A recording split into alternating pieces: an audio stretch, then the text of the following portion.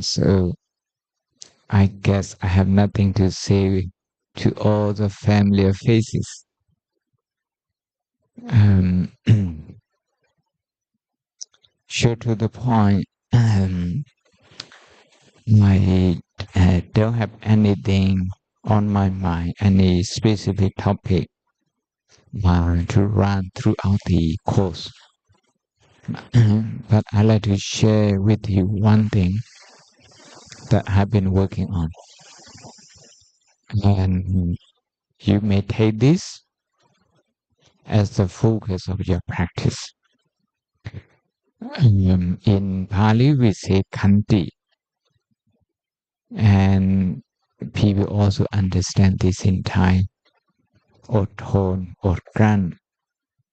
But the translation looks very negative. Even in tone means something not easy, but you have to put up with that. Then something not comfortable, but somehow you have to put up with it. You have to bear with that. That means you are not actually at peace with that. You're not at peace with that. So if you have to put up with somebody, usually in your mind is something wrong with that person. Not so much the way you look at that person. So let's let's take this retreat as an opportunity to work into Khanti, because in the Ovada Patimokkha, the Buddha, the first line, the most important one, said, Khanti Paramang Tapotitika. Khanti is the highest practice. So we like to talk about Vipassana, we like to talk about Mudita, about Karuna. But the Buddha said, Khanti. Khanti is the highest practice. So how to practice?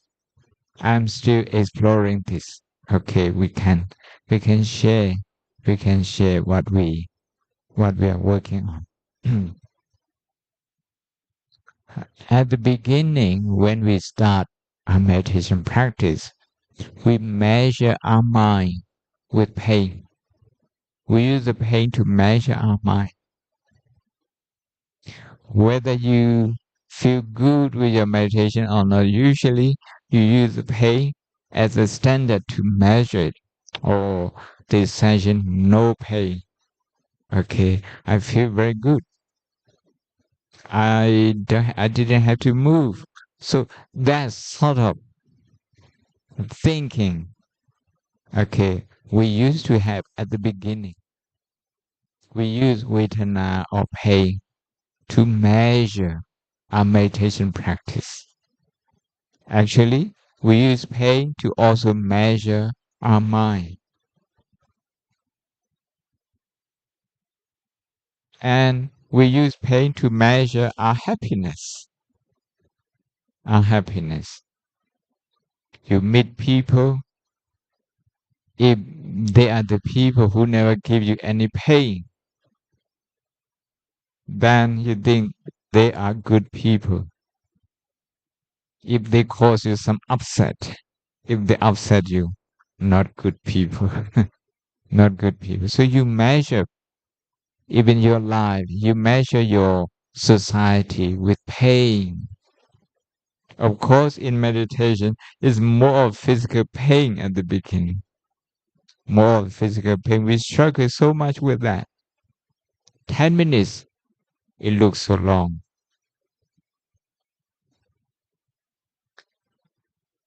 As we become accustomed to teaching and we learn how to manage pain, so physical pain starts becoming manageable. As we can manage it, now we are happy with our meditation practice. We are not afraid to do meditation anymore. See, we measure the pain. We measure the practice with pain. We use the pain as a ruler, as measurement.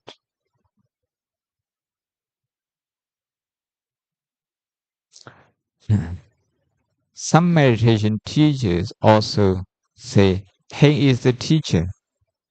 Pain is the teacher because they look at how we cope with pain, how we react to pain, how we respond to pain, how we look at the pain, our perception of the pain, whether that perception changes, whether we are still fighting with the pain, whether we still want to have a pain-free sitting session, whether we still like to run away from pain. So they look at our mind by looking at the way we react to the pain.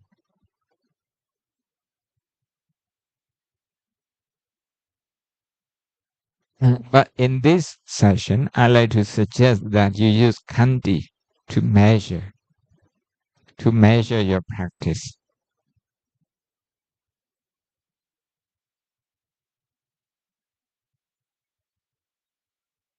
Khanti has two levels. I'm not speaking from the text. I have never seen this, and so don't ask me for reference.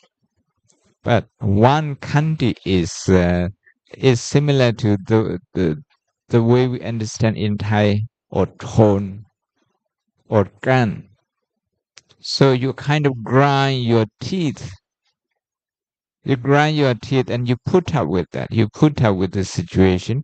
You put up with the people. You put up with the food, with the weather, with inconvenience. You put up with that. Okay. You don't explode. Okay. You don't explode. But you're not at peace inside. You're not at peace inside. If you have a choice, you wouldn't want this. You wouldn't choose this. So you tolerate this. The word tolerance in English. My friend, my Austrian monk, whose book, okay, Ajahn Mui translated. He told me one day, this years ago, maybe in 15, 16 years ago, he found the word tolerance to be very negative. And then he found in our chanting book, the translation, Khanti Parami. I use the word inclusive Khanti, to think in terms of inclusive.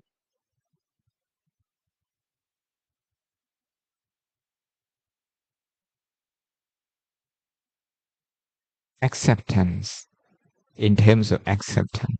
That's Khanti. And when he saw that, well, this is interesting. And he always thought that tolerance, or tolerance, particularly the word tolerance, to be something you don't really like, but you have to put up with it.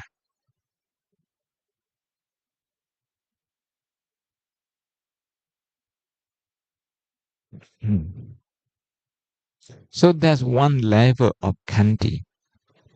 The other level of Khanti is harmonious living, being in harmony, being in harmony with the present experience, being in harmony. Because the word Khanti in Sanskrit, it also means Shanti, in Thai, Santi, that is peace. So if we have to tolerate, but we don't have peace of mind, that's, shall we say, um, the physical and the verbal level of Khanti. Mm. Kaya Vacha level, the level of action and speech. We can practice Khanti at that level, at those two levels. Physical action, so we don't explode. Verbal action, we still smile, we still keep smiling, although we don't really like inside. But I think what the Buddha intended to say here, Khanti Paramanta Bodhitika, is to be at peace with the world, with what we get, with what we get from our eyes, with what we see, with what we hear. Okay, to be at peace. So that would be at psychological level. That would be the highest Khanti. Here, there can be lots of misunderstanding. Okay, if I have Khanti, do I not do anything about something horrible, something that needs improving? Do I not do anything about that? Khanti doesn't mean I have to shut up. Okay. I like to bring you something you already know, something you know from your early days, childhood, about the life of the Buddha.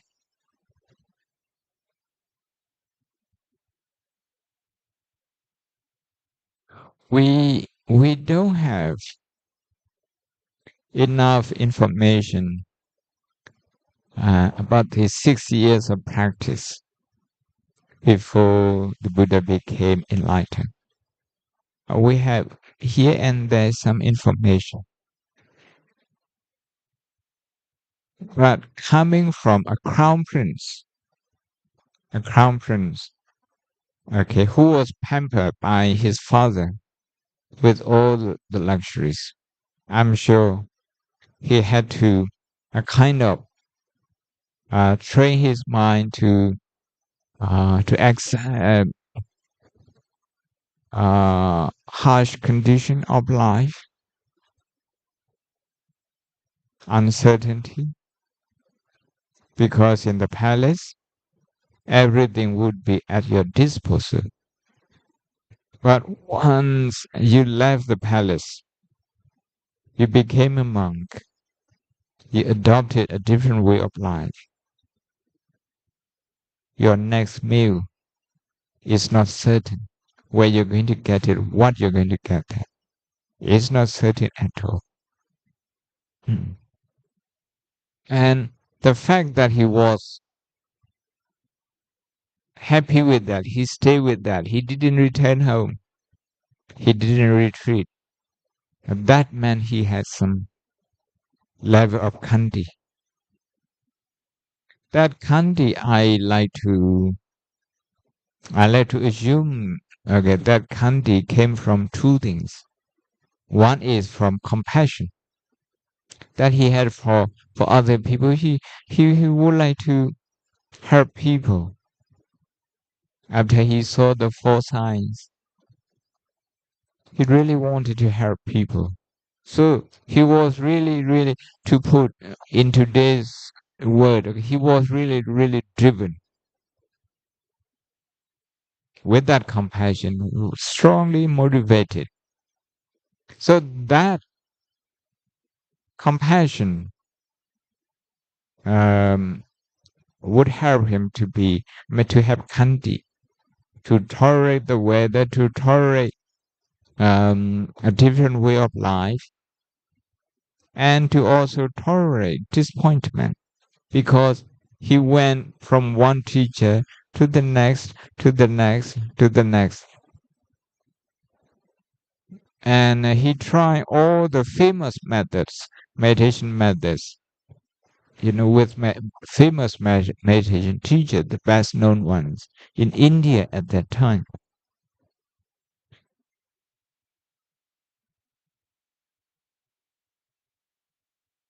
So I like to look at his life as having Khanti as the basis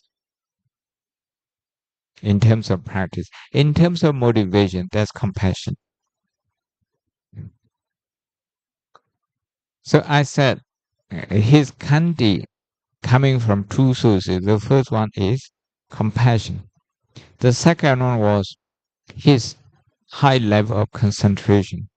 Since he was very young, okay, he could meditate without a teacher when his father was plowing. Okay.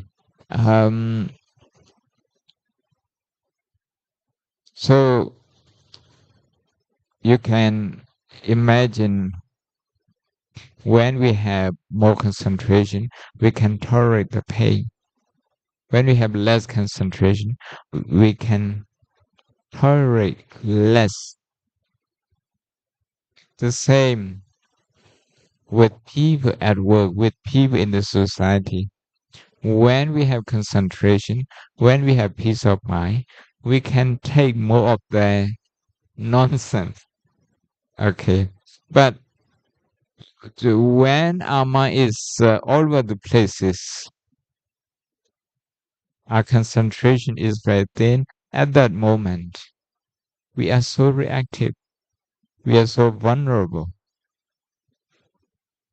So one thing was compassion, the other was concentration that kept him going. In other words, compassion and concentration are the two sources of his Khanti.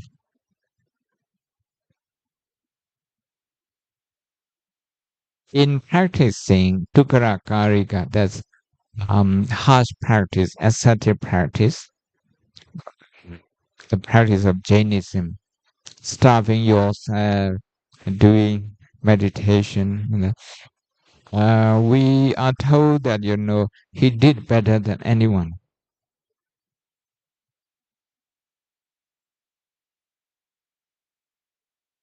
So physically, psychologically, you can see a very high level of Khanti,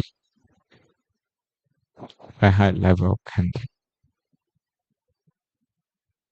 Then, when he found out that the harsh practice, the torturous practice, didn't lead him anywhere, he abandoned that.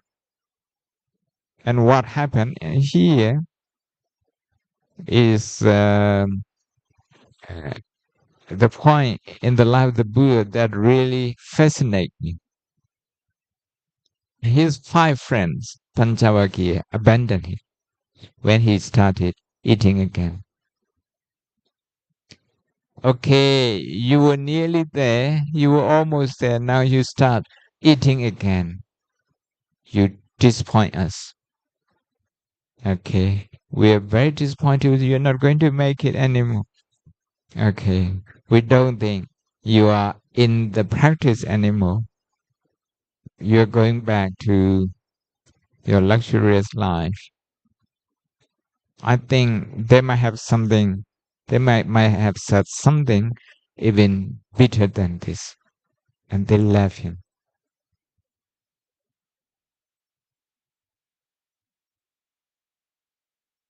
It's Khanti, the quality that kept him going. Now alone, you had six people practicing together in the community. Five people say you are no good anymore. You're no good anymore. And what keep you going is the practice. Is Khanti. Khanti. Those people they don't understand you. They misunderstand you. Um, and This is something, uh, I don't use the word disparaging, but something not nice they might have said to the Buddha would be,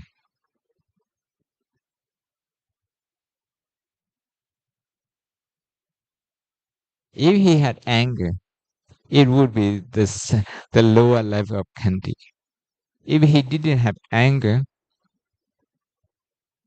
if he was at peace with himself, and if he still had compassion towards them, if he still saw them as friends, as good friends, as good disciples, I think that would be a higher level of Khanti. So in meditation, every day we can we can examine our Khanti, starting from the pain, starting from sleepiness,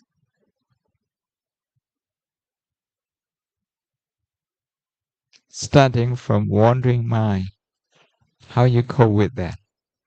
Do you give up at some point? You see, the Buddha didn't give up on his five friends. Not only that, he didn't give up on them, he also didn't give up on his pursuit of enlightenment. Khanti, the quality of Khanti that kept him going. So I used to wonder why the Buddha said Khanti Paramanta Bodhitikha. Khanti, whether you translate that as patient, as anything. I use the word Khanti. Khanti is the highest practice. Where is the Noble Eightfold Path? Khanti is not there. Where is the Brahmavihara? Khanti is not there. But here, the Buddha is saying Khanti is the highest practice. So we translate this into our practice. Sometimes when you go to bed, if you don't fall asleep straight away, do you get frustrated with yourself? That's lack of Khanti. You see? Lack of Khanti. And when we eat, when we have meal, um, oh, we have our own favorite taste. And when we have to eat something not our favorite, perfectly healthy, perfectly nutritious, but not our favorite taste, you can see the mind is speaking subconsciously. The mind is saying something. So by observing that mind,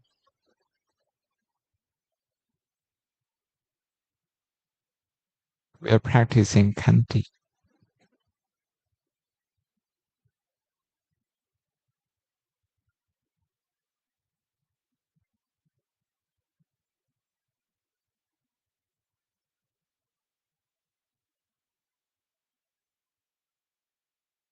We drink water, sometimes not hot, not warm enough, sometimes not cold enough.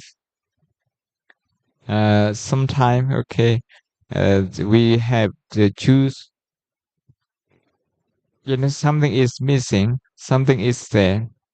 That kind of thing is a very common experience. Common experience. So if we can observe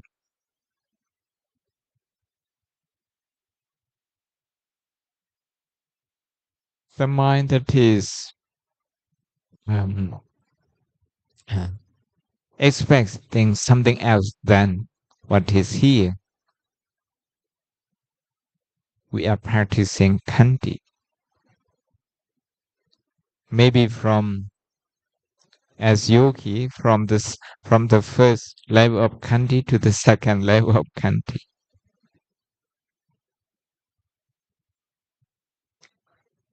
Um, and that is why, as a monk, as a nun, the first lesson that we have to learn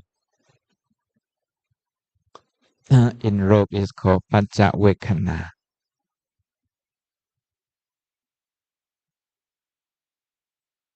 The purpose of the purpose of clothing, the purpose of eating, the purpose of sheltering, the purpose of medicine, what we call Pachayasi. Lay people also have Pachayasi. You need it. You need clothing, you need food, you need shelter, and you need medicine. Same. But being a monk, we have to remind ourselves of the purpose every day. This is an everyday business, everyday practice. Okay.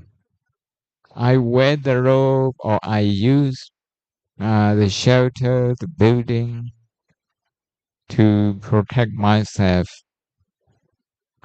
from the weather. There's heat and cold.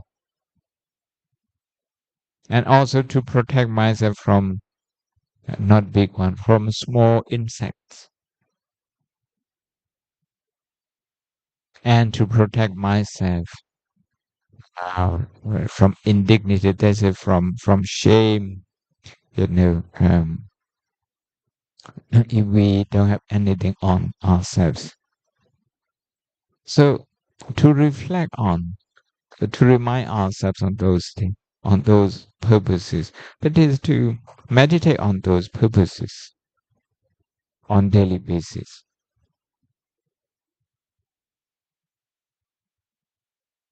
Then we know when we wear our clothes, which is our robe, what's the purpose. If that purpose is met, then that's it, full stop. The mind doesn't have to look for anything else. There's no other expectation, no other standard to come in. To choose different colors on daily basis, different design, different outfit, that shouldn't be a part of our reflection, our thinking. Um, in the same way, in eating, we have to think about nutrition. We have to think about our health, physical health, and if anything is good for our physical health, we don't actually need to think about the taste. So that's the training. It takes years and years and years to come around to this idea.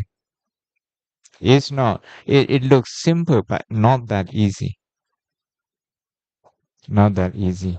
I I would like to recommend you one Dhamma talk on YouTube.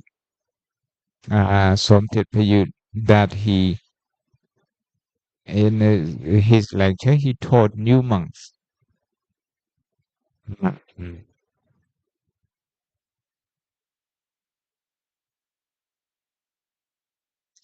ฉันด้วยปัญญาฉันเพิ่มปัญญา That's is the topic that I'm talking about. Not just for the new monks, but for every monk. You may have heard of the Pali chanting Padisankhayo Niso Pinta Patang Padisewa Mi. So before the monk eat, in some temple they would recite that. But in the evening, we say that. We say that it's the four short stanzas. So having the right attitude help us, okay, to have Khanti, to have Khanti. If our mind is competitive with other people in terms of clothing, in terms of what we wear, what we use, the car we use, the places we go on holiday. So the society is always in competition since the Buddha's time up to now. People just compete on those things. If our mind is on those things, it's unlikely that it will help us develop Khanti.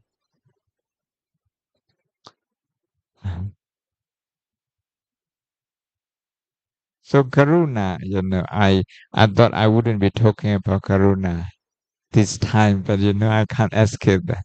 So you can see Karuna. To have Karuna and put on clothes to have Karuna and put and eat to have Karuna and have a shower to have Karuna and take rest.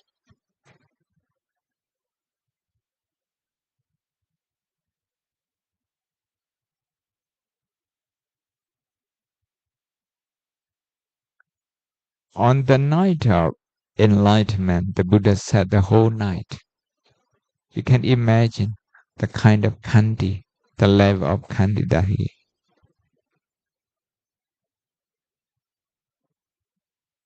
And after that, we were told that he stayed at Bodh Gaya for 7 more weeks at 7 places, 7 different places, at each place he stayed for a week. So the physical and psychological level of Khanti, you can see. If you are not perfectly in harmony with the present moment, okay, um, I can't, I can imagine him doing that.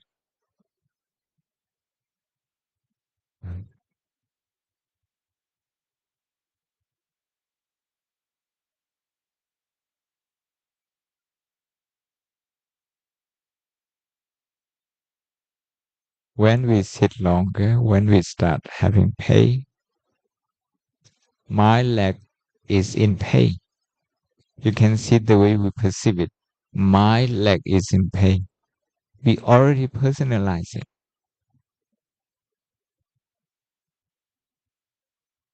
Sanya. Okay.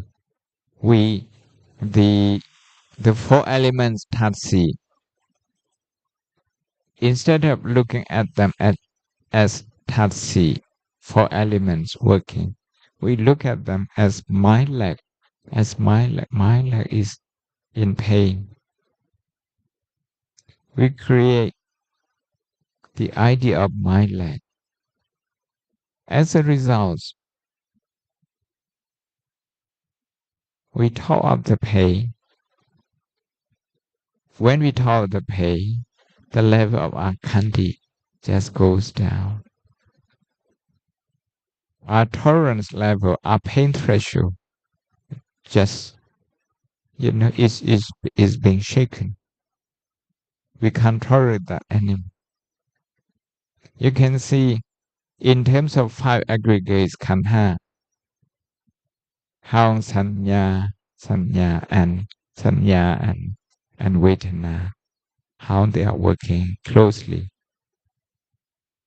Not only that, now I want to move, now I want to stop. I want to stop. Or now this is too much. Now the pain is becoming intolerable. It's terrible. That sort of reaction going through our mind, and finally we move. You can see hunted level because we're not at peace with pain. We can't be at peace with pain because we don't see the connection between pain, vedana, and Sanya. You see, for somebody who is at the higher level of Khanti, they are perfectly in harmony with the working of the five aggregates. They are not fighting with the enemy.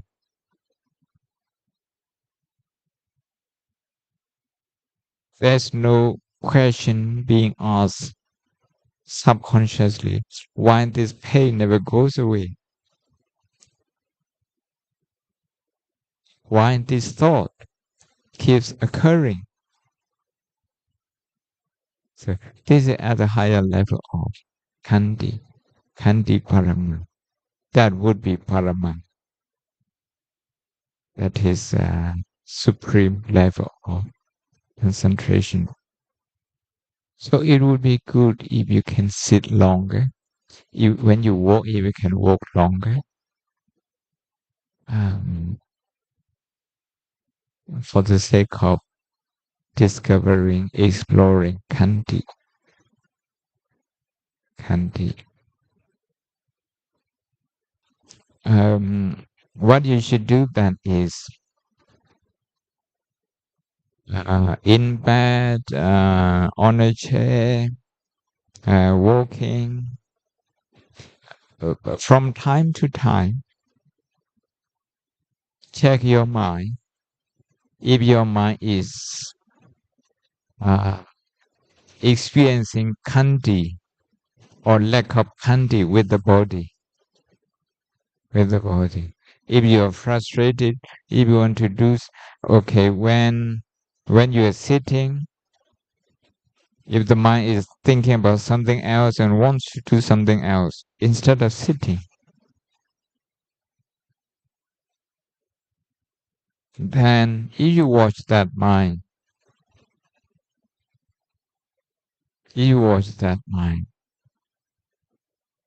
in that watching, in that observation, there is Khanti already. Khanti already.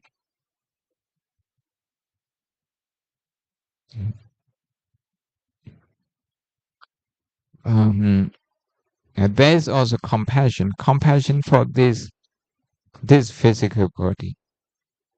This physical body, it has nothing to do with meditation as a central focus.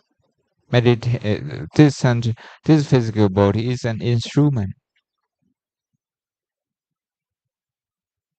This physical body is neither kusala nor akusala, neither wholesome nor unwholesome. It has no ethical value. Okay, it's the mind. Okay, that has a right view, that has a wrong view, that is kind, that is cruel, that is empathetic, that lacks empathy. It's all about the mind. We are talking about the mind. So you stay at home. If you work on your mind like that, you are actually at a meditation center. Wherever you are at a meditation center.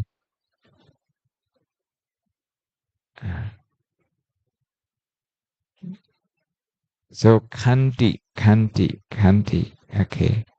You look at yourself when you do, starting from the time you get up, um, whether you have Khanti with these five aggregate, with these with this khandha, whether you have patience with this, or whether you want that to be something other than it is, other than the way it is.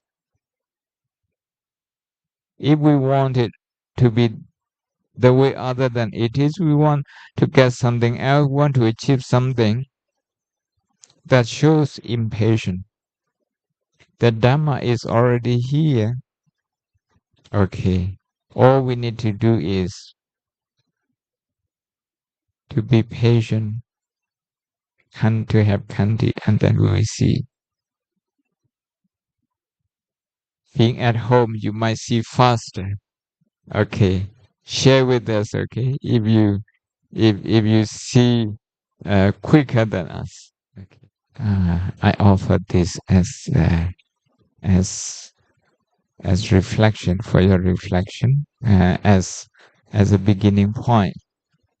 So just Khanti, Khanti, Khanti.